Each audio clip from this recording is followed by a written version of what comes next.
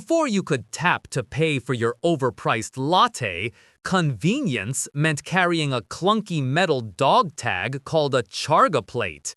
These little embossed metal rectangles were specific to a single department store chain, because why would you want universal spending power? To buy something, a clerk would take your plate, put it in a machine that looked like a medieval torture device called an addressograph, and make an inked impression on a sales slip.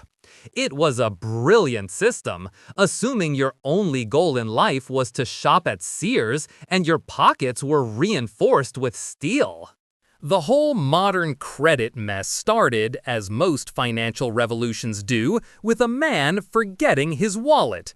In 1949, a fellow named Frank McNamara was dining at Major's Cabin Grill in New York.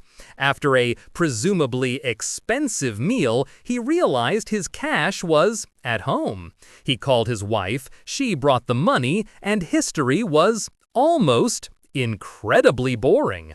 Instead, he had a revelation, and 1 year later created the Diners Club card. It was made of cardboard and accepted at a whopping 27 restaurants. The business model was simple: charge a small fee to members and take a 7% cut from the restaurant. Restaurants agreed because Diners Club members spent more, proving that businesses have always been thrilled to pay someone else for the privilege of getting paid. The real chaos began in 1958, when Bank of America decided to test its new Bank America card. Their genius marketing plan involved mailing 60,000 live, fully activated credit cards to the unsuspecting residents of Fresno, California. This was not an opt-in program. People just got them.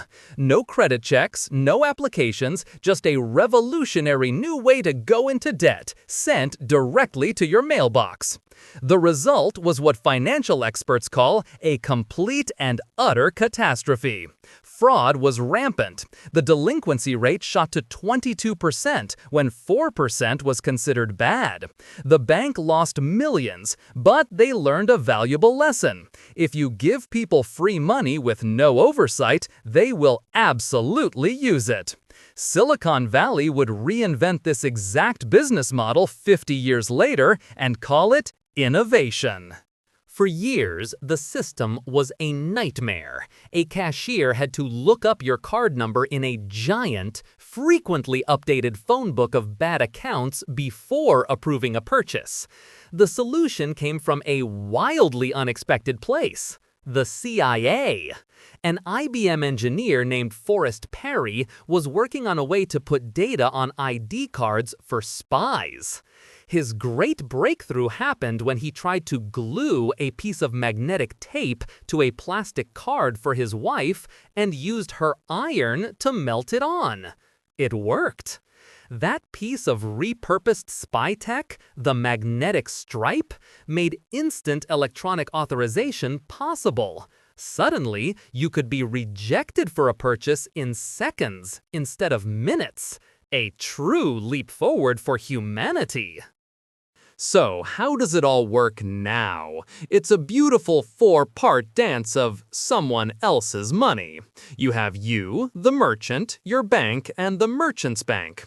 When you buy that coffee, the merchant's bank pays them, but takes a little slice called the merchant discount fee.